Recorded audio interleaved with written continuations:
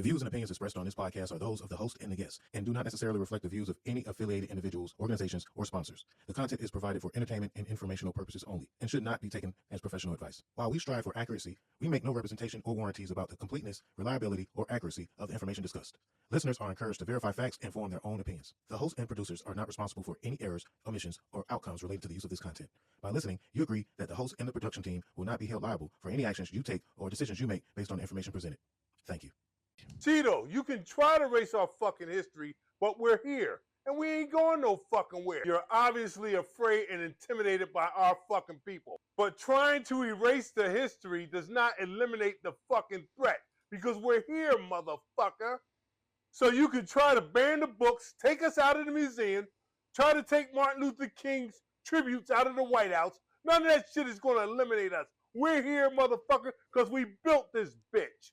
And you can get all the planes, and you can build all the fucking jails, and you can get all the federal fucking agents and the motherfucking National Guard to march through all these fucking blue cities all the fuck you want. It's not going to fucking get it done. We ain't going no fucking where. We're going forward, motherfucker. We're built for this. We will persevere. We're going to fucking be here, because we always have. You're the motherfucker that's scared and threatened. We ain't never fucking scared.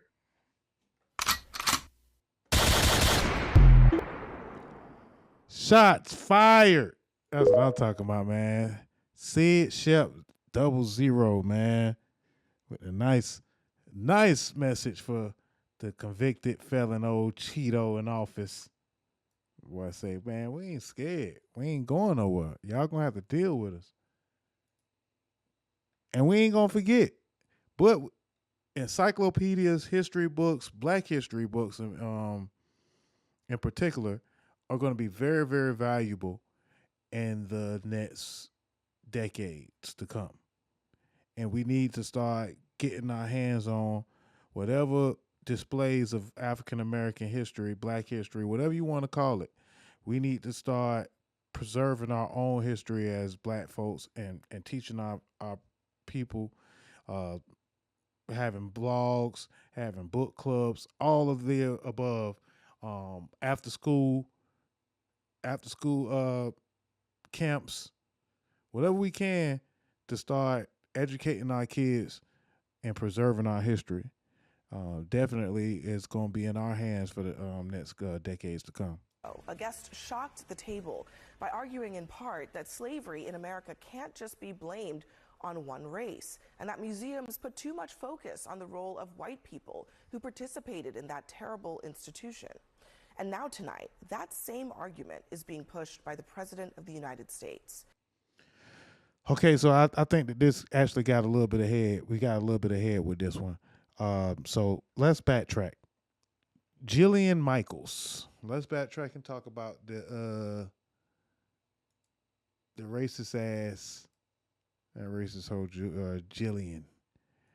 So Jillian Michaels,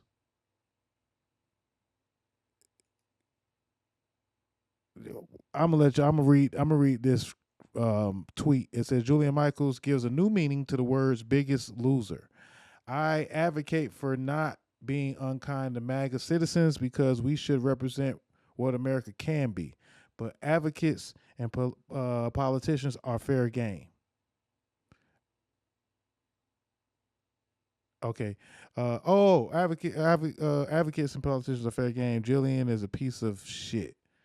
All right, so let's see what this clip is. I ain't watched this one yet. And now a MAGA Jillian Michaels, the former star of The Biggest Loser and now a MAGA influencer, was on Newsnight last week, and we were having a discussion on the show about Trump's attempts to influence parts of American culture, like the Smithsonian, like the Kennedy Center, and the arts, when suddenly the conversation turned to slavery and race, and Jillian argued that everything in the culture has become now about race. He's not whitewashing slavery. So he's not? He's not. No, okay. He's not.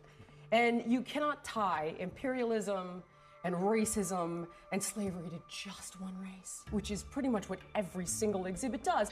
Then what really shocked all of us at the table was that she seemed to try to be minimizing the impact of racism and slavery on American history. Do you realize that only less than 2% of white Americans owned slaves? But it was a system of white supremacy. Do you realize that slavery is thousands of years old? White people were do you know the slave who owners. was the first race to try to end slavery? That's an incredibly misleading statistic because even the Americans who did not own slaves also participated in slavery by benefiting from the economic system of slavery, the political system of slavery, and culturally treating Black people as if they were not human. But Jillian didn't acknowledge any of those things, and that, I think, is really what shocked so many of us at the table. Since then, she's doubled down, and she's even said that she had reached out to the White House before coming on the show. She doubled down. That girl say, no one excused slavery. If you'd actually watched the clip, you would understand the point. There were far more good guys. This is where they lose me and everybody in reality. There were far more good guys than bad guys. If there were far more good guys than bad guys back in slavery, then why did it last for 400 years? Why, when they did emancipate the slaves or attempt to emancipate the slaves, why did they have a civil war? If it was more, Miss Michaels, please, because you are raising this woman is raising a Black child, and this is the type of rhetoric that she's spreading on the internet. There were far more good guys than bad guys. That's the takeaway. You can't pin all of humanity's evils on one race without sowing the very thing you claim to fight against. Demonization against heal. It breeds resentment, and nothing good will come of that. Pay attention to what is happening in our society. I mean, we are. That's exactly what we're doing. We paying attention. And a lot of times, man, you know, the MAGA and the racists will try to sheep and wolf, you know what I'm saying, the wolf in sheep's clothing on you. You know, oh, I adopted a Black child. I can't be racist. I have a Black friend. I fuck Black girls every now and then. I can't be racist. So this is Jillian Michaels and her family. Again, we don't want to attack her as a mother, but you have to be quite concerned when you hear this white woman spew this just nasty racist rhetoric about only 2% of white people own slaves. But what about all those white people that was just going along with it, that was getting served by the slaves, that was still spitting on Black people, that was not treating Black people like they were human? And what about those people that didn't, I guess they didn't own the slaves, but they sure benefited, and they sure didn't fight back for 400 years. They just let it ride. And even when they did emancipate the slaves, like I said, they didn't immediately free anybody. And then once they did give us reparations, or at least claim to grant us the possibility of getting reparations, there was, I guess, good guys on the other side that just took it all back and changed the laws up. Reneged. That's a funny word too. Reneged. So yeah, man, Jillian Michaels is a problem, man. That's we're not done though with you. We're not done with you, Miss Jillian, or whatever your name is. Abby Phillips, break it down, because then the president had to get involved as well. And that museums put too much focus on the role of white people who participated in that terrible institution. Table by arguing in part that slavery in America can't just be blamed on one race, and that museums put too much focus on the role of white people who participated in that DOZHATOLDYA Radio. And now tonight, that same argument is being pushed by the President of the United States. Donald Trump says that one of the reasons for his crackdown on Smithsonian museums is, quote, everything discussed is how bad slavery was. What we try to do on this program is create a platform for discussion and debate that reflects the very real differences that exist in this country. It's what echo chambers in our society fail to do, frankly. But on this topic, it's important to say objectively, slavery was indeed bad. It was evil, the nation's original sin. And it is impossible to understand the true history of this country without fully grappling with slavery's impact. Simply because of their birthplace and the color of their skin, the bodies and spirits of black men, women, and children were exploited for profit and power. They were forced onto ships, bound by shackles and collars that ripped off their skin. One older man described it as iron entering our souls. Some chose to jump into the waters infested with sharks rather than feel that iron. Now, once they arrived on this very soil, they were forced to work by way of the whip, despite being starved, sleep-deprived, threatened, tortured, physically and psychologically. They were auctioned off, humiliated, fearful, and separated from their families and their children. Black women and girls were raped and sexually assaulted. Many were brutally murdered and mutilated. Now, this endured for decades, centuries. And even in the places where slavery was not legal, institutions from our banks to universities were built on enslaved labor in both the North and in the South. And for many of the white Americans who did not personally own slaves, they benefited from a caste system that concentrated wealth and political power in their hands. So, when we acknowledge the existence of black people who operated George Washington's Mount Vernon or the black hands that built the White House, we are acknowledging the existence, the perseverance, and the contributions of the souls that white supremacy sought to erase. Those people built families, they developed a culture, they were the keepers of the faith, cultivators of community. And they are the ones who deserve credit for forcing America to rid itself of the stain of slavery. Now, all of this information, these stories are from the Smithsonian's African American History Museum. And I share this not as a lecture for you, but as a lesson. America, the superpower, is largely possible only because of the superpowers of people who went lifetimes without the same rights of generations who were boosted from their backs. True history should include everything. Yes, the evils and the horrors too. And museums are supposed to be places that protect those stories, the images, the lessons, the very things that inform so much of our current state of our republic, from racism to poverty. No matter how painful, or in the president's words, how horrible the lesson.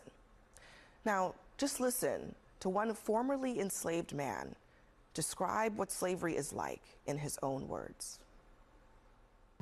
You know what I'd rather do? If I thought that I'd ever be a slave again, I'd take a gun and just end it all right away. Because you're nothing but a dog. You're not a thing but a dog. All right, man. I ain't trying to depress anybody. I ain't trying to, keep us down or anything like that. But it's very, very important. I think, again, I said this on my post. I think that the Smithsonian, the Museum of African American History and Culture in Washington, D.C., is a must visit for black people, white people, all Americans. I think that it should be a prerequisite to voting or owning a driver's license. Or it's just very important that everybody educate themselves on the experience of the African American, the Black American, whatever you would like to be identified as. It definitely will move you. It will enlighten you. It won't compare to the actual experience, but again, being educated and seeing the exhibits for yourself definitely will give you a better understanding on the plight of Black Americans, man. Last week, And it's just a shame, man. I appreciate Abby Phillips for doing such great reporting. It's just a shame that we're here all over again. It's like we have to press the reset button and all of a sudden fight for our rights all over again. The civil rights movement, part 2, if you will. So like just about every other country in the world, the United States has got a checkered past. I mean, what should we do in terms of our museum? Should we ignore that? Should that be massaged in a certain way to make it less significant? I mean, some of the worst episodes in our history were formative experiences that led us to where we are today, and those typically are reflected in museums. Yep, I think the fact that we had our country was involved in slavery is awful. No one thinks otherwise. But the president what does. I saw when I was going through the museums personally was an overemphasis on slavery, and I think there should be more of an overemphasis on how far we've come since slavery. Our country is a country of progress, and it's the greatest country in the world, and we should be able to take our kids, our students through the Smithsonian and feel proud when we leave. There's a lot of history to our country, both positive and negative, but we need to keep moving forward. We can't just keep focusing on the negative. All it does is divide us, and we really need to unite the country and focus on all the positive as we approach America's 250th birthday. All right, well, we'll keep watching this. We'll see how the review goes and what comes of it. Lindsay, good to catch up with you. Oh, Lindsay. Again, the other Jillian talking about it was more good guys than there was bad guys, and this Lindsay, whatever, and that what's her face, pretty eyes. Yeah, she is kind of pretty though. She all right. Anyway, Lindsay talking about overemphasizing. You want to be able to visit the museum with your kids and the family and leave feeling good. Oh man, the Black experience sure is chipper. Get the fuck out of here, lady. These folks is crazy, bro. They be saying that black people bringing up racism that we are still currently experiencing is what's dividing us. No, it's the racism that's dividing us, not us bringing up the racism. Come on, man. These folks be killing me. Folks be thinking they got all the sense. They got it all figured out, boy. Shit crazy. What if I told you Louisiana found a way to keep slavery going until the 1970s? At Waterford Plantation in Kelowna, St. Charles Parish, employees were forced to sign contracts they couldn't even read, trapping them in endless debt. Historian Antoinette Harrell uncovered survivors like May Louise Walls Miller, who didn't gain her freedom until 1963. Her family was terrorized, beaten, and worked generation after generation in the sugar fields under conditions that were slavery in everything but name. And Waterford wasn't alone. In St. Landry Parish near Opelousas, multiple black families testified to the U.S. Department of Justice in the 1960s that they were being held under debt peonage, not allowed to leave the farms where they worked. In Rapides Parish, families on cotton and sugarcane plantations reported being beaten, denied wages, and forcing children into labor before they were even old enough for school. This wasn't hidden in the 1800s. It happened in the 1960s and 70s. During the same decades, Louisiana was fighting over school desegregation. Slavery didn't vanish here. It adapted. Why do you think these stories of modern slavery are still missing from Louisiana history books? Drop your thoughts in the comments and follow for more daily Bayou truths. Man, and I really appreciate those that are using their platforms on the internet, to educate, to keep people informed on the perils of Americans across the country. Yeah, that's the way you're supposed to use this internet shit, man. Educating, spreading the good gospel, warning people of the bullshit that they may have to deal with fucking around with these crazy folks. These folks out here thinking slavery was okay. Man. All right, since we were spending so much time with Abby Phillips, let's look at another Abby Phillip clip. CNN. Here are the facts. When you ask the residents that Trump is claiming to help, they say that they oppose it at a 79% rate. 61% of them feel less safe. When you ask them what they care about the most, it's not homicides, it's not carjackings, it's Trump's occupation of D.C. So the question then becomes, who are we helping here? Who are we helping here? The idea that public policy isn't meant to serve the public in D.C. is absolutely absurd when Trump was claiming he was helping the public. So the question that I then want to ask is, why don't we mobilize the National Guard to the 8 out of 10 red states that are the highest homicide states? If this decreases crime, and that's sufficient enough to mobilize the National Guard against the explicit will of the people of D.C., why is the National Guard not marching through the streets? The law, he was already quoted. I'm not talking about the law. I'm talking about the explicit we are talking about the law. But the other thing y'all are doing. Yeah, man. Young man out there schooling them folks. Young man out there schooling them folks, man. My boy say, I'm fresh out of high school, and I got to school them folks, man, on CNN. That's what I'm talking about. Shout out to Buddy. Shout out to Buddy, man, fresh out of high school. I mean, some folks get it. Some folks get it, man, and others, you know, others are trying to pull the wool over our eyes and make it seem like we tripping. We the racist ones, huh? All right, man. I know I told y'all it was a lot of racist clips to talk about. And I'm sorry for those allies that don't want to go down this, you know, constant, man, all you talk about is racism and, you know, blah, blah, blah. I'm sorry, y'all, but this is just what Trump got us talking about. If Trump would have talked about finances, then we would have been talking about some good old finances. But he wanted to talk about some racist bullshit, so here we are.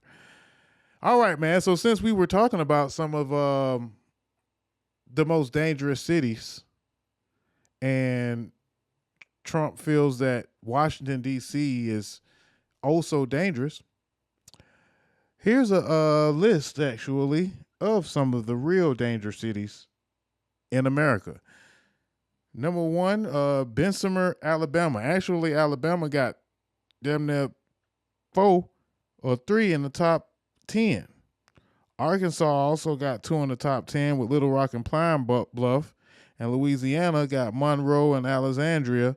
So it's really Arkansas, Louisiana, and Alabama. They got all the goddamn, that's the most dangerous cities. But Saginaw, Michigan is, and Detroit, Michigan is up there too. So, and Michigan is a blue state. So it's not completely red states that are the dangerous cities in America. Albany, Georgia is on there. And Albany is way too small. That's a town. That ain't no city. They way too small to actually be on this list. That's a shame. St. Louis and Kansas City, Missouri, and Springfield, Missouri is on there. Multiple. Another state with multiple cities on the list. Illinois, of course, Danville, Illinois. Do we see Chicago, Illinois on there? We don't. We don't see Chicago, Illinois on there. Does it mean it's not dangerous? No, it doesn't. But it's not on this list. Milwaukee, Wisconsin, number 13. Kalamazoo, Michigan. Michigan got some pretty rough cities. Spartanburg is the only city from South Carolina in the top 25. Florida doesn't have any representation in the top 25. Texas doesn't have any representation, nor does New York. That is quite interesting. Quite interesting. The most dangerous cities in the country. What else we got, man? I seen a couple of. I pulled aside a couple of lists. That's Future. We're gonna laugh at Future in just a second. There was a couple of different lists that I put aside. Let me see if I can find the other one. Okay, top 10 states with high murder rates. Because again, well, I think good old Gavin Newsom. Gavin Newsom been kicking their ass actually in the political spectrum, man. Shout out to him. you should start with Shreveport, Louisiana, in Speaker Johnson's district that has 6+ times the per capita murder rate of Nancy Pelosi's San Francisco. What about the carnage, Mr. President, in Shreveport? Why aren't you protecting the folks there? 8 of the top 10 murder states in this country, red states. What bullshit. And everyone knows it. Everybody knows it. Again, it's acts of authoritarianism. It's acts of power on a person that is trying to use his its formal authority, and it's depleting. And it's weak. It's increasingly weak, and it's increasingly desperate. And that's why it's important for us at this moment to meet him head on, not just rhetorically, but through substantive counteractions. And that's what we're doing in California with this ballot initiative. Yeah, Gavin Newsom been out there kicking ass, man. Kicking ass, Gavin Newsom. But again, there's the top 10 states with the highest murder rates are Mississippi, Louisiana, Alabama, New Mexico, Missouri, Arkansas, South Carolina, Maryland, Georgia, and Tennessee. To round out the list. Are any of our listeners in any of these states, let us know what y'all think about this list. Is it accurate? Is it over exaggeration? Let us know, man. But you know, being an American in 2025 kind of feels like this video that I'm I got going on right here. So this video right here, I watched this video, man, and this is what I think of our black conservatives. When they feel like everything is gonna be okay, they're getting closer and closer, and closer and closer, and they get enamored by the red hat, the power of the president. And just when they feel like everything's okay, everything's going to be great, you know what? That's when they strike. And y'all just let them do it. I thought this was an interesting clip. I don't know. I could be tripping. But he just practically killed himself. I thought that was, that's an interesting metaphor, though. What do y'all think? What does this mean to you? Let me know in the comments, man. I told y'all I had these clips for y'all. I told you. All right, man. Before we get out of here, we was talking about the dangerous states, most dangerous cities. Let's talk about some happiness, man. Some of the happiest countries in the world. Finland, Denmark, Iceland, Sweden. Notice all those countries, the Netherlands, all those in the Europe, in the same Europe pocket. That's kind of interesting. They all kind of in the same little area. Hold on. I'm tripping. All right. What we got? 40. Italy is number 40. Where USA at? USA is number 24. Okay, folks is relatively happy in the U.S. All right. Depends on who you ask. Are any of these countries African countries? Anybody can spot an African country amongst this list? It can't be no happy African countries, huh? Norway, Costa Rica. I've been very interested.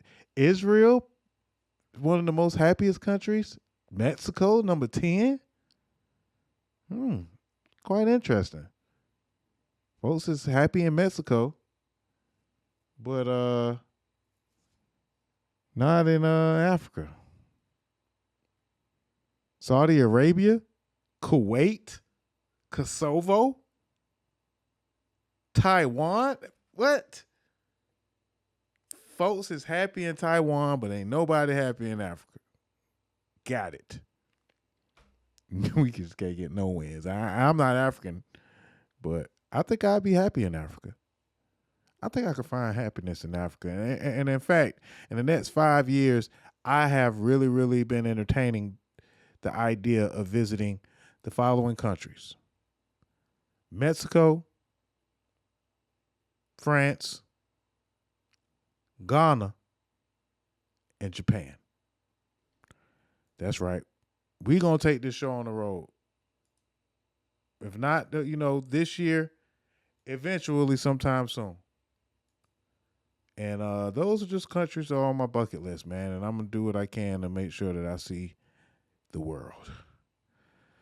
All right, man. So we got a couple of sports talks before we get up out of here. But just a couple of more racist or clips that got to deal with racism. I wanted to get all of them in today. All of them.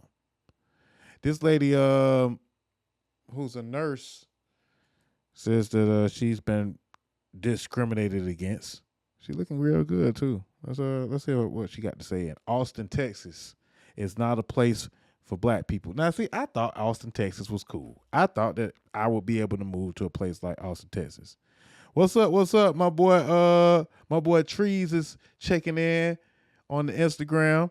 What's the topic? I'm just tuning in. Well, we was talking about how Trump say that slavery wasn't all that bad, and then we got down this rabbit hole of folks that feel like they want to whitewash Black history and racism and all that good shit. But we about to talk about some sports and about to wrap this shit up. Good old Trees, man. Y'all go download Trees project. I'm gonna pull it up in just a second right after this clip. Hold on. And y'all, I've been staying in Austin, Texas for over a year.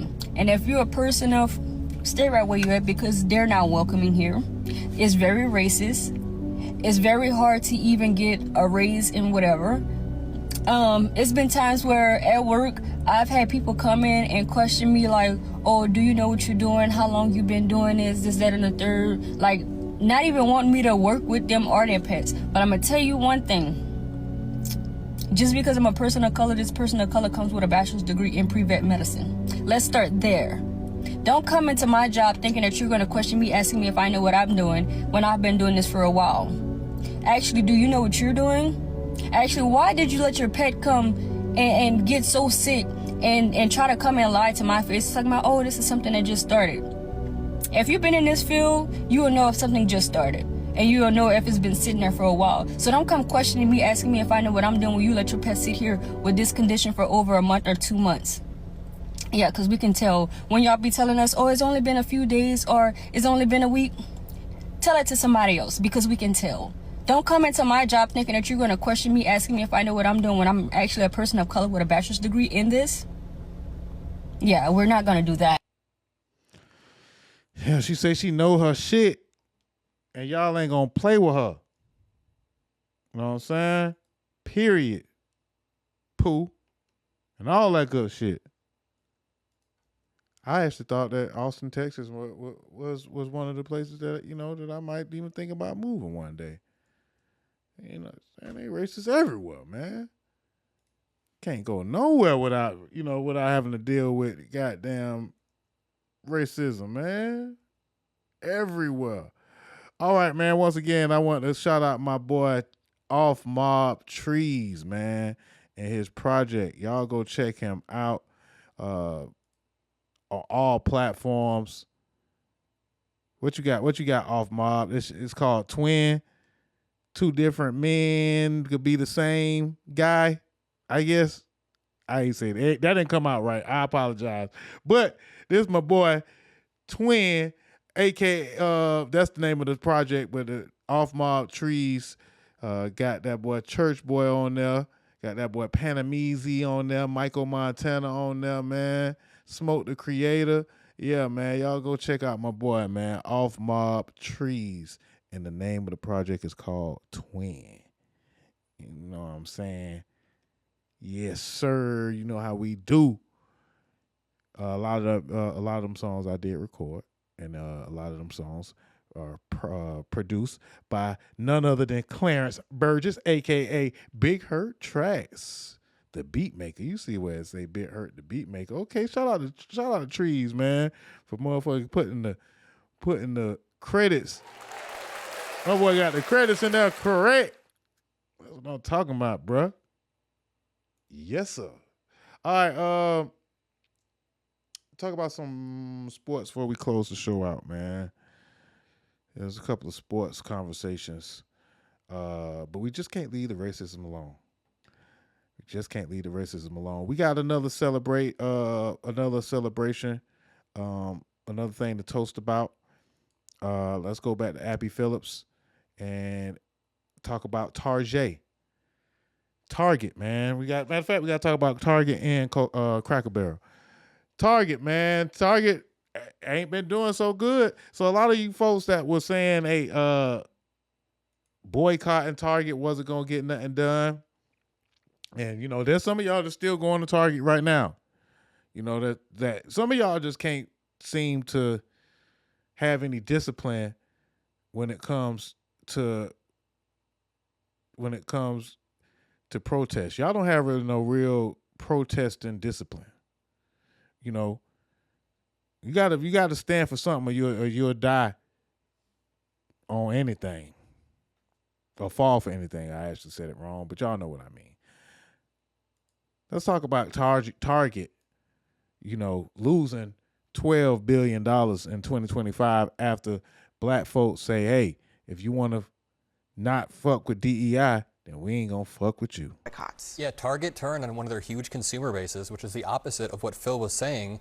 And it feels like conservatives spent a decade saying, go woke, go broke. Once the wokeness was removed, now Target is immediately going broke. But yeah, again, I think we'll see a lot of CEOs doing the same thing. We just saw U.S. bankruptcies at the highest rate since Trump's last presidency. We see the economy shuddering due to tariffs. We see vegetable prices going up 40%. Why? There are a bunch of different... You know why? PPI just said that vegetable price going up 40%. Do you know why? I'm asking if you know why. Not sure. Storms, weather, droughts all over the world. What about electricity prices going up 10%? It has to be. Do you know when Liberation Day? Yeah, Target turned on one of their huge consumer bases, which is... Yeah. I like this little dude, man. Whoever dude is, man. The opposite of what Phil was saying. And it feels like conservatives spent a decade saying, go woke, go broke. Once the wokeness was removed, now Target is immediately going broke. Adam Mocklear. Is that his name? We gotta look Buddy up. Cause Buddy, all right. You know what I'm saying? Y'all know I fuck with the allies. Y'all know how I rock, you know what I'm saying, with the allies. Matter of fact, happy birthday to my sister. My sister's birthday is right now. Andrea Blair, my beautiful older sister, it's her birthday right now, man. I love you, sis. Happy birthday to my best friend, Clarissa. I said Clarissa. Clarissa Garland. I mean, I forgot your new name. Happy birthday, best friend. Happy birthday, nephew. Happy birthday, dad. Happy birthday, all the Leos out there, man. And I know I was supposed to be goddamn talking about racism and Target, and I'm saying happy birthdays. All right, man. So Target CEO. It seems that we did a good job, man. We got Target to their CEO is stepping down. So y'all know what that means. Target gonna hire a black person, y'all. They gonna hire a black woman. Watch. Shout out to everyone who can't remember the last time you were in a Target. Can't remember. Ooh, feels so good. Oh, because we got laughed at. Oh, the tweets were flying. The jokes were everywhere. Boycott. What's that gonna do? We represent 1.8 trillion in spending power. We'll show you what it's gonna do. Should I tell you, he first had to take a pay cut and now he's gone because that company has lost over $12 billion since our black asses got organized and said, we're not shopping there. And you know, you had some of the raccoons like, well, how am I not gonna shop there? Where am I supposed to shop? Bitch, not there. I even heard somebody on the Breakfast Club today talking about something. Well, I don't know. There's always something boycott. Bitch, we didn't say always do something. We said do this one. But give yourselves a pat on the back because it's hard. You even have people out there trying to detour us now like, well, there's other companies. Why aren't y'all boycotting Walmart and Amazon? Because we're talking about this one right now. We're talking about this one. And we're going to keep our foot on this one's neck. Because you know what happens when you keep your foot on the neck? Excellent. The next time you say you have a boycott coming up, oh, that other company going to be like, where can we give in? Because them niggas know how to win. And another thing that makes me so sick of that whole, but we're not going after everybody now. When a cop goes after suspects, he goes after one, drag his ass back to the station, drain him for every goddamn thing he got, and then he goes after the other ones. That's what the fuck we're doing. So let's keep going, because you know what happens with success. The people who doubted you now want to be a part of it.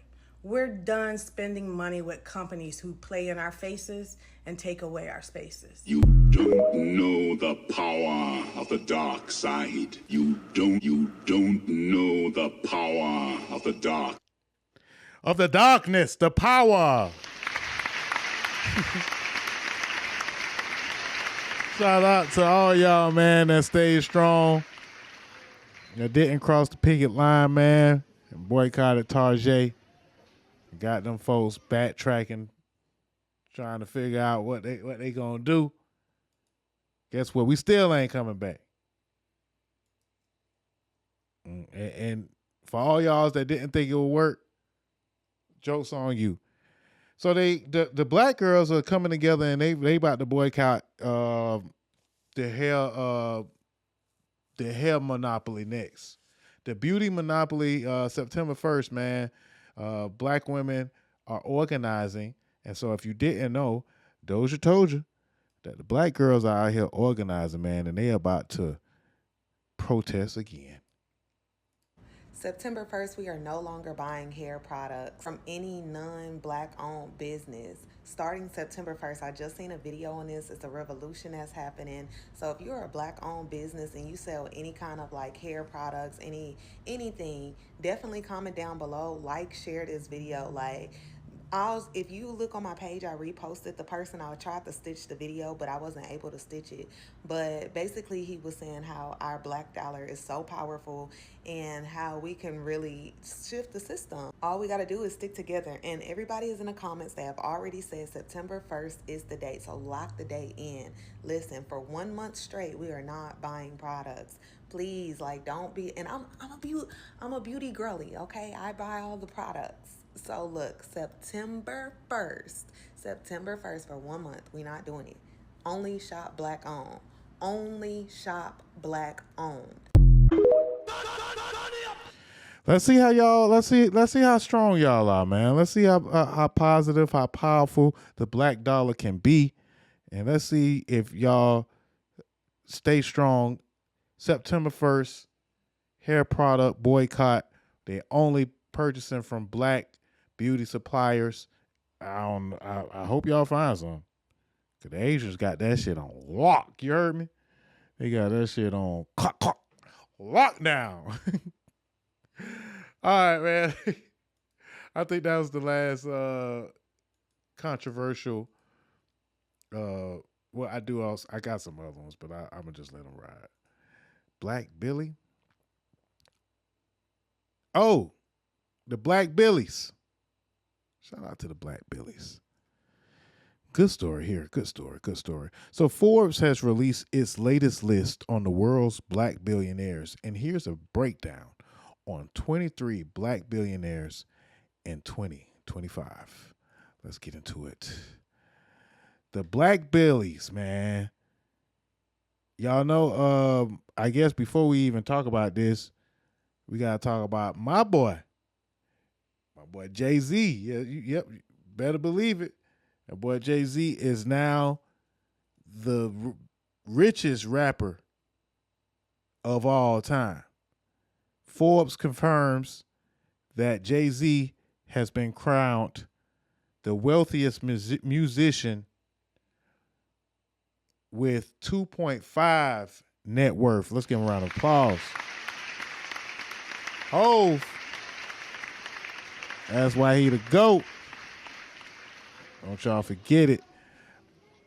All right, so the Black Billies, man. The Black Billies. The world's black billionaires. Let's talk about them, man. I don't know who this dude is.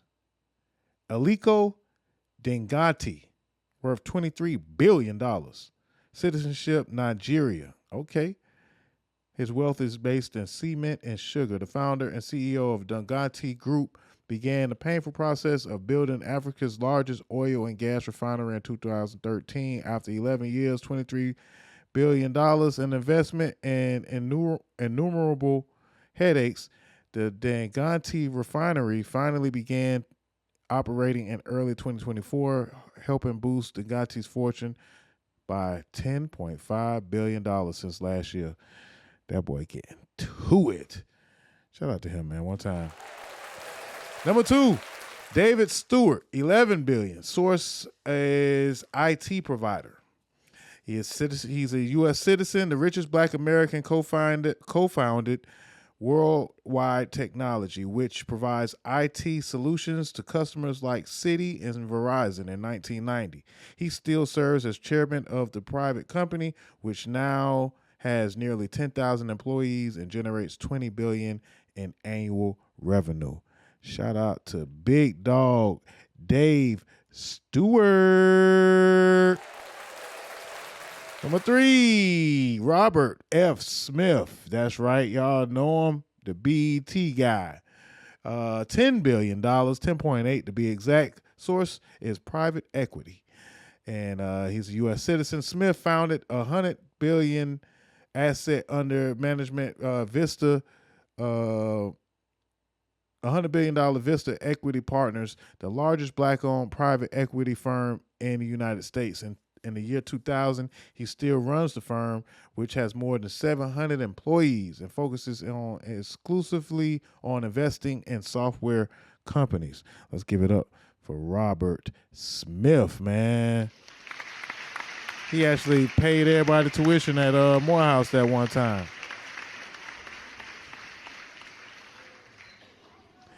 All right, Alexander Karp. He doesn't look that black, but I mean, if you say so, Forbes. $8.4 billion. He's a U.S. citizen, and his source is software firm. Karp is the co-founder and CEO of Planeteer Technologies, a data mining company whose customers include the FBI, the Department of Defense, and other government agencies. Palantir went public in 2020 and now has a market capitalization of nearly $200 billion. And this is the company that they saying as Big Brother that's watching everything that we doing right now. This is the company that they say is watching everything that's going on right now and got all the cameras on lock. Anyway, Mike Adenunga, citizenship Nigeria. Bruh got that cake. $6.8 billion to be exact. His source is telecom and oil. My boy Adenunga made his first $1 million at the age of 26 as a commodities trader. Now he is one of the richest people in Africa thanks to his mobile phone network, Globalcom, and his oil exploration outfit, Con Oil. Or is it Con Oil? Con Oil? Con Oil? I don't know. Shout out to Mike Adenunga at number 5. Number 6, Abin Samad Rabua? I don't know, man. $5 billion. Source is cement and sugar. This is the second person that's getting all their money off of that. Off of bricks. Sweet bricks.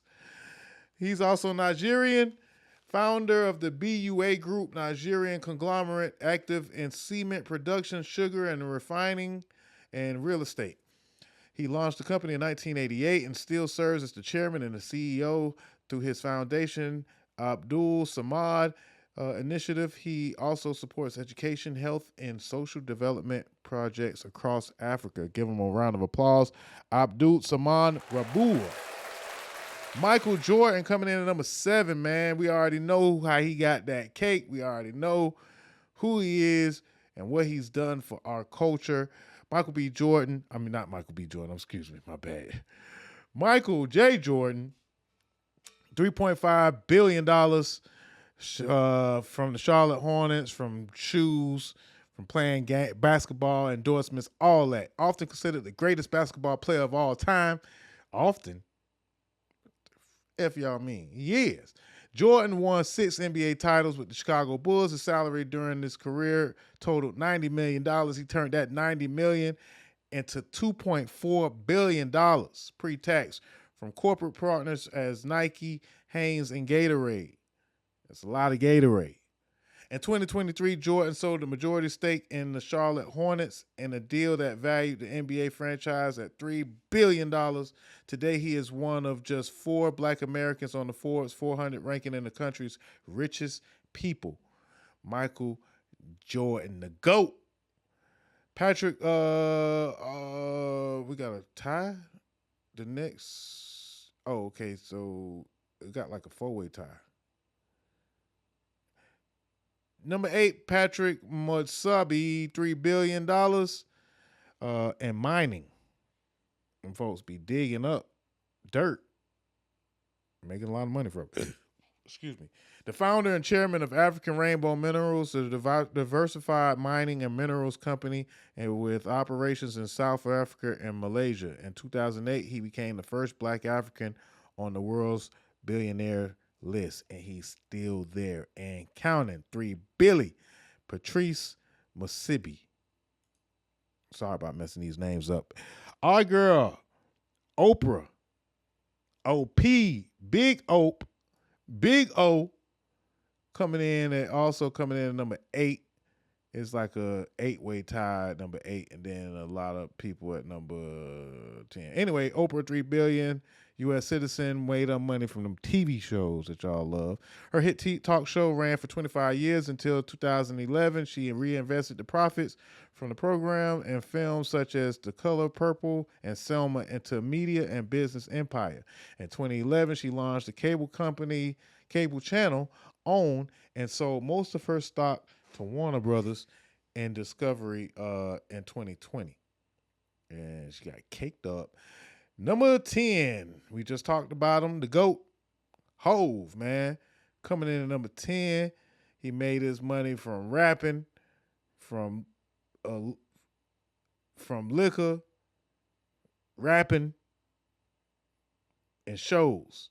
One of the greatest hip-hop musicians of all time, Jay-Z has won 25 Grammys and launched multiple businesses, including the fashion brand Rocawear, which sold for $204 million in 2007. And alcohol lines Douce and Armand de Brignac. I ain't never even had that before, Armand Brignac.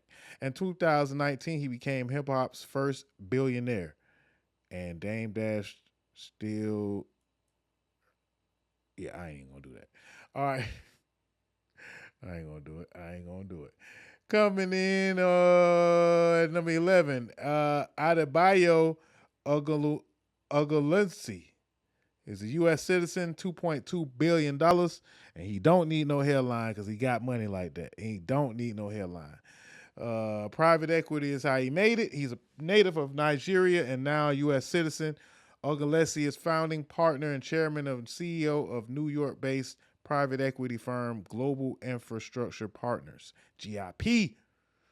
In October, GIP was acquired by BlackRock. Oh, shit. For $12.5 billion in cash and shares. That's a lot of fucking cash. They handed it over to Buddy. Damn. That's a lot of money. Good Lord. Anyway, I know, man. I know. Y'all deal with me. Magic Johnson coming in at number 12. Tie. 1.5, man. Magic been getting that cake and been avoiding death and misfortune. Magic Johnson, man. Oh, man. That's it for the Mixler. We've been on for 3 hours, man. Ain't that some shit? That's it for the Mixler. All right. We'll deal with that in just a second.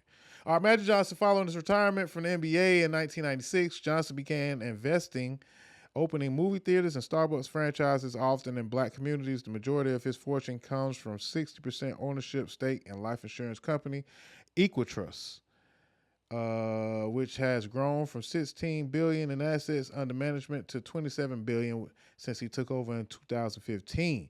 Took that money and doubled it. Now you double billions of dollars, you the man. That's magic. Johnson also owns small equity stakes in 4 sports teams, including the NFL's Washington Commanders and the reigning World Series champion, the Los Angeles Dodgers. And I think the Lakers and a couple of other, I think a soccer franchise. And a lot of Starbucks and movie theaters. That boy is getting to it, man. Magic Johnson. Defying the odds. My boy Femi Otidula, 1.5. He from Nigeria, made it from energy and utilities. Otidula made his fortune in commodities before selling his shares in 4T Oil to invest in energy business. Today, he is the chairman and majority owner of Gurego Power, a power generation business whose other investors include the Nigerian government and the State Grid Corporation of China. Femi Odidala got a lot of dollars. Okay, Topi Awatuna, 1.4 billion.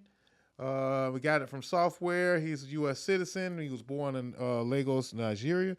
Nigeria got a lot of money. There's a lot of big time dudes coming out of Nigeria, Jack. In Lagos, Owatona moved to Atlanta when he was 15 and studied computer science at the University of Georgia before switching the majors to business and management information. In 2013, he founded Calendly, a scheduling software startup. Oh my God. I never even heard of that shit. Which private investors valued at $3 billion in 2021. I have never even heard of Calendly. My boy invented calendars on the internet, bruh, and now he got $1.4 billion. Came over here to Atlanta at the age of 15 and get into it.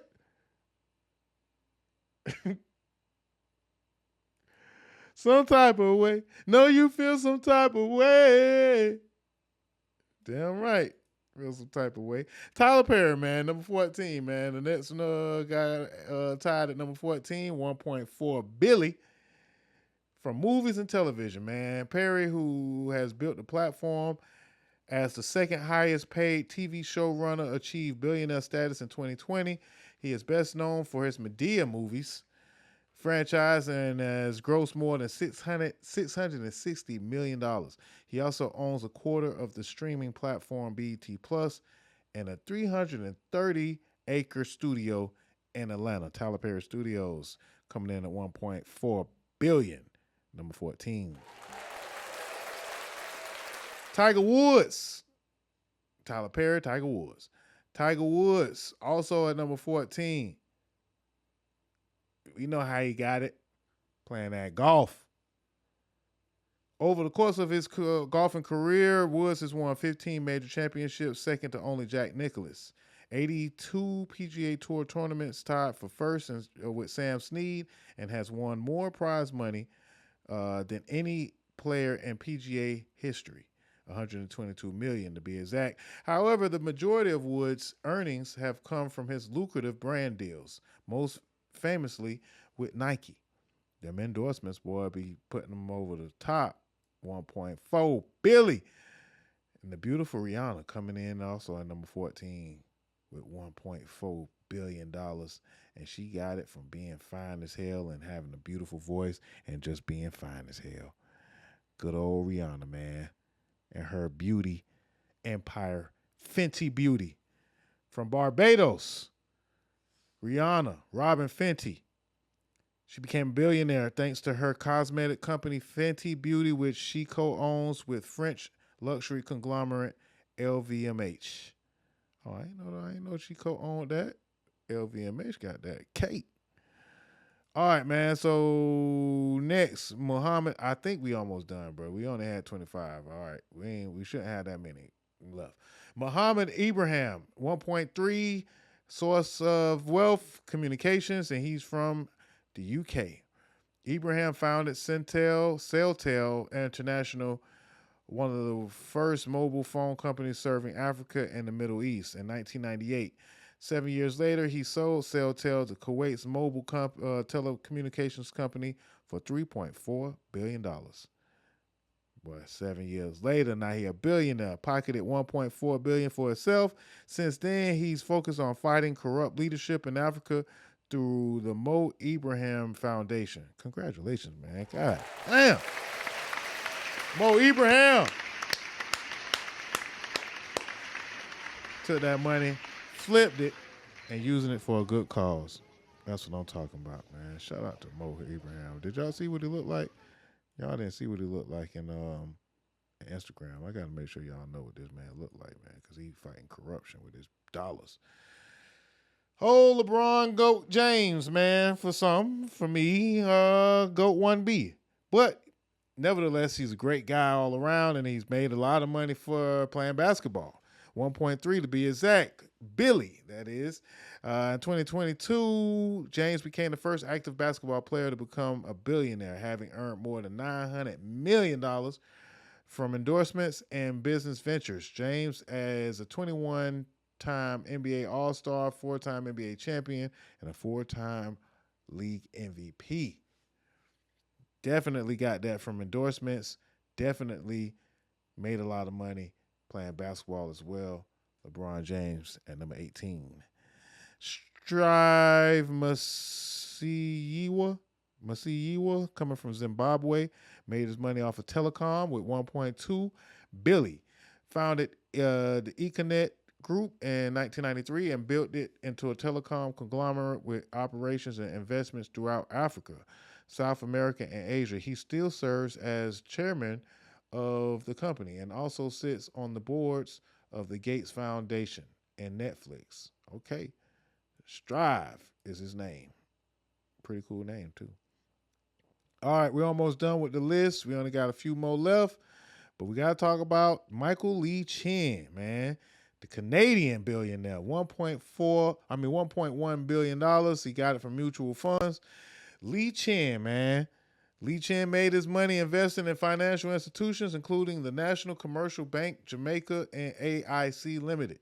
He sold AIC to Canadian Financial Services Group, Manulife, in 2009, and for undisclosed amounts, but still owns 60% of the National Commercial Bank, Jamaica, which accounts for nearly half of his fortune. Okay. Michael Lee Chin, man, that Jamaican Canadian money, man. Shout out to him. Hiriot. Hold on. We talking about my boy Hiriot. Hiriot Tabutu. I don't know how to say his name. My father fucked it up. My bad, bruh. $1.1 billion from healthcare. Imagine that. And he's a U.S. citizen. The newcomer to this year's list, Tabutu founded Axum Therapeutics in 2012 with the goal of developing life-changing treatments for millions of patients living with brain disorders. He owns 15% of Axum, which he took public in 2015. Prior to founding the company, Tabutu worked in healthcare finance, including as a partner at hedge fund Healthco Sac Capital. And he got that cake. He got that sack, man. Tabutu. Hiriot. Congratulations, brother. Sheila Johnson, co-owner of BET back in the days, man. $1.0 billion from cable, TV, and hotels. Another newcomer to this year's list, Johnson co-founded cable network BET with her then husband, Robert Johnson, in 1979 and sold it to Viacom for $3 billion in 2001. She now is the founder of hospitality firm, the Salamander Collection, which operates hotels, resorts in Washington, D.C., Charleston, and Jamaica, among other destinations. Throughout her investments in monumental sports and entertainment, she also owns stakes in the WNBA Washington Mystics and NBA Washington Wizards and the NHL Washington Capitals. She got all the Washington teams on lock And she used to have BET, but she got that Billy. Shout out to Sheila Johnson. And I think that's all on. That's all, folks. The Black Billies, man. Let's give a round of applause. Quite a list. Quite the list. The Black Billy Goats, man. All right, man. I didn't even know that was going to be all that. I thought I was just going to talk about a couple of billionaires, just a couple. But then it turned into a whole list of 25 of them. But shout out to Jay-Z, man, for being the richest musician of all time.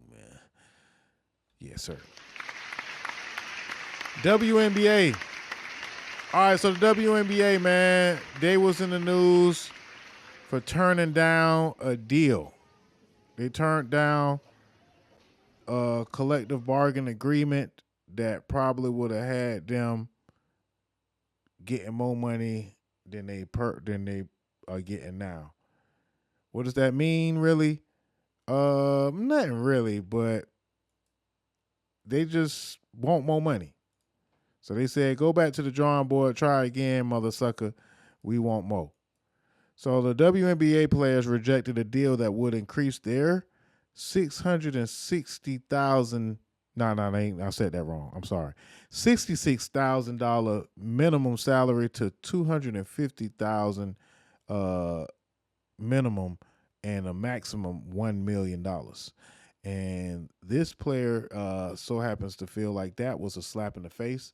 Let's hear from her personally. I think we can focus on our players in the union. We got a proposal from the league, which was honestly a slap in the face.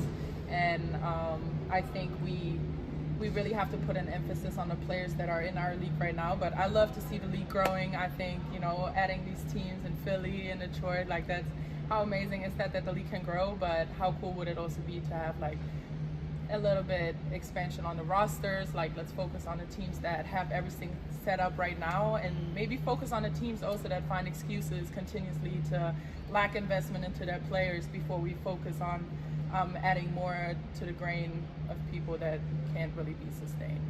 I think we can. All right, so they said that they want more money.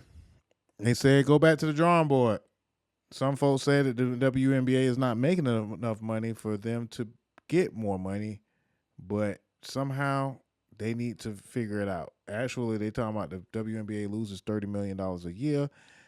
I don't know how true that is anymore. I ain't really with that. And I could get why they want to demand more money, because they popping right now.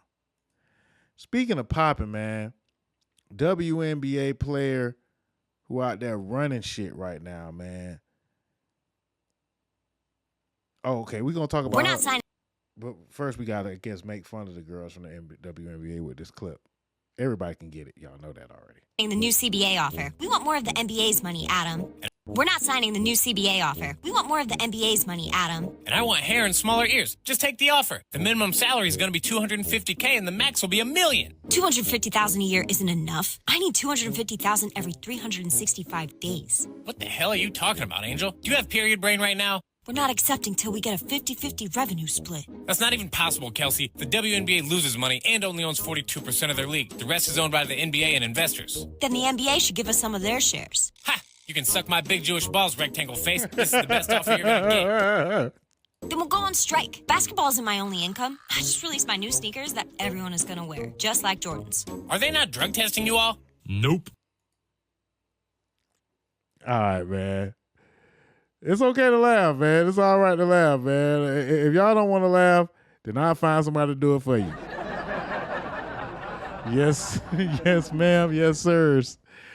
All right, man. WNBA, man.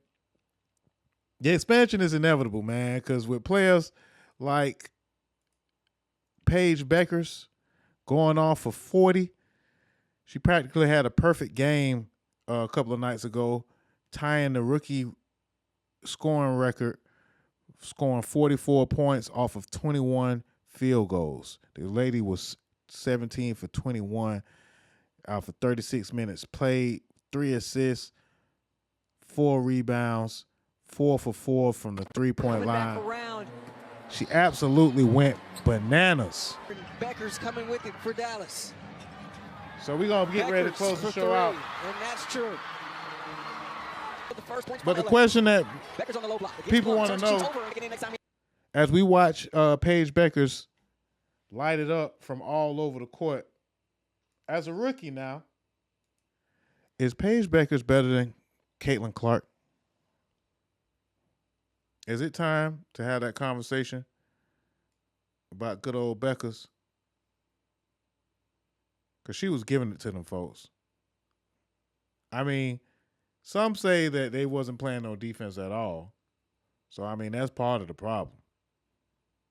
But y'all let me know what y'all think. Is Paige Buekers better than Caitlin Clark already?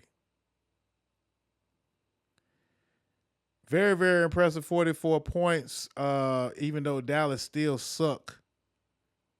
But they're going to get it together. Ariki, Erica, well, I don't really, I be saying her name wrong all the time. I be getting it wrong, so I ain't even going to try. But they're going to get it together, man. Shout out to Paige, man. I can't wait to Juju get in the league, man. Women's hoops is definitely turning up. Another one of my favorite players from the same game, the beautiful, absolute gorgeous Rickea Jackson. She had 25 points in that same game. So I gotta show out Baby just because I love Baby. Here's Alaman, cross court to Plum, in the corner, Jackson for three, and that's good. There it is. Yeah. Message sent by she don't be playing, and she don't play no game. Jackson, step back three, that's good. She is shooting with so much confidence. Here's Segrist. Miller. Working Look, against she on the Jackson, defense. away there by Playing Jackson. defense. She got the length. Puts it on the deck. She drive. Oh, she gets the English. Into the hands now of Jackson. She do it all now. Drive. Left here in this first. Distribute to the players. Top of the key Z. Move around. Jackson, Pop. three. Shoot. Baby got game, baby. Baby got game. I love you, Rickea. I love you. One of my favorite players, man. Rickea, bro. She is gorgeous. Absolutely gorgeous, man. Y'all, maybe I ain't supposed to be feeling it like this, though. She is kind of young. Not even kind of. But the lady ain't even real. I mean, look at her, man. The lady might not even be real. But she real fine, though. That's for sure. So, again, man, get them girls whatever they want. Y'all already give all the money to all the girls on OnlyFans. Shit. Break off some of that budget, the OnlyFans budget, and ship it on over to these beautiful girls in the WNBA. Rickea. Angel Reese. You know what I'm saying? Aja Wilson. Kelsey Plum, Rickea Jackson. Yeah. I mean, it's other players that I can name too. Nafisa. Yeah. It's a lot of beauty out there, man. A lot of good talent. Shout out to the WNBA, man. And I think that'll about do it. We covered the WNBA. We talked about Rickea finance. We talked about Paige Buekers. We talked about the tariffs. We went through all the clips. Now, I do have a report on Jaylen Brown's dad on docket, but I don't know enough information.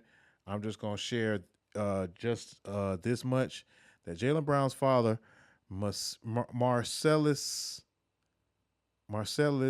Brown, was arrested for attempted murder after allegedly stabbing a youth football coach during a dispute over a parking spot. Are you fucking serious? thoughts and prayers, man, to the Brown family, Jaylen Brown and his dad. I don't know what the hell, how that could possibly go down. You stab somebody over a parking spot. That's crazy. But we're going to wait for more information to develop on that particular story. But that's definitely crazy. Your son is $100 million man and you getting into fights over a parking spot? Ooh. That's wild. Ending this thing on some good news, man. One of my favorite players of all time is getting his number retired, and he was very emotional when he found out the news. Derrick Rose, man, Chicago Bull MVP, point guard, great. Derrick Rose is getting his number retired, and even this weekend, it's supposed to be about you, but you made it about the fans. Yes, sir. Which is incredible. But I'm telling you right now, next year, when we retire your number in that Raptors, it's going to be more about you than the fans. So,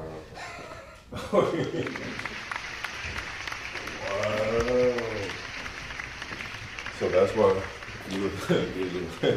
So I'm just telling you, nobody's wearing that number 1 jersey again unless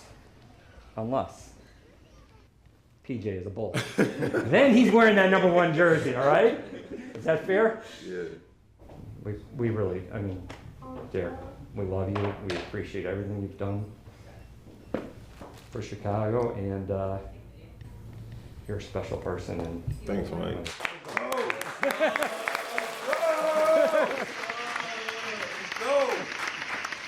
all right, man. I ain't trying to make nobody cry. But I did want to end this thing on a good note, man. Chicago Bulls have decided to retire one of the greatest point guards of all time in NBA history, definitely in Chicago Bull history. Class act. Derrick Rose, man, congratulations. All right, man. We talked about sports. We talked about politics. We talked about new music. We talked about Trump racist ass. We talked about Lil Nas crazy ass. And now I guess it's time to say goodbye to all my Negro friends. We may have another show throughout the weekend, man. Just lock in with us. Follow us on all platforms. Doja Toldya on Mixler. Doja Toldya Radio on Mixler.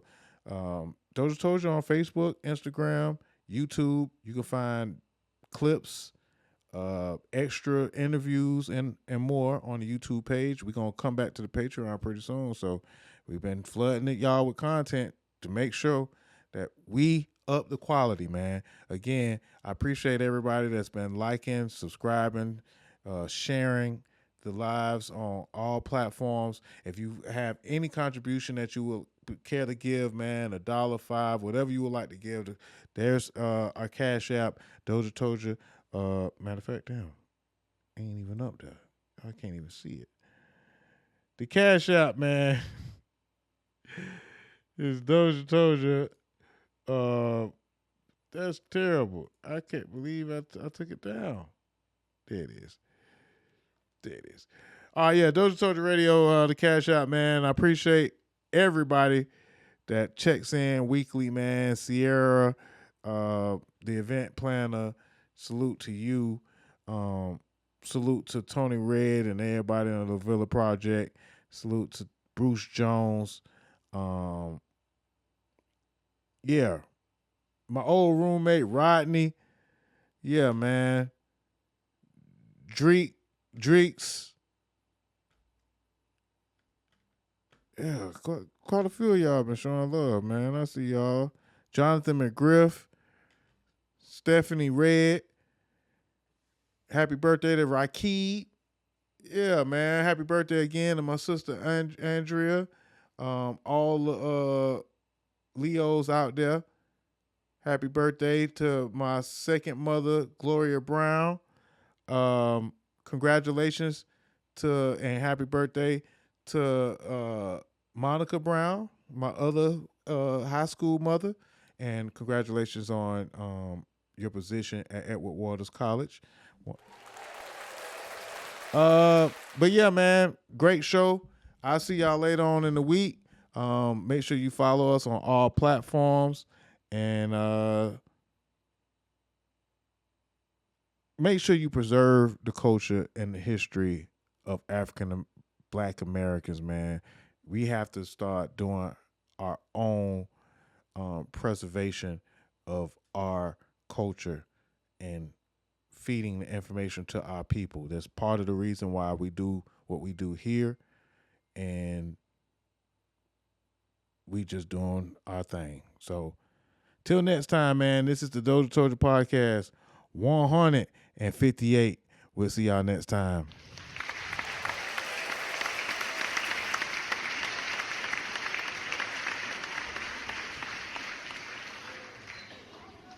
What's up, y'all? It's your boy Dame Doja. If you're looking to get your interview done or be a guest host on our podcast, hit us up at DOZHATOLDYA.COM. Bump what you heard. Remember who told you? It's DOZHATOLDYA.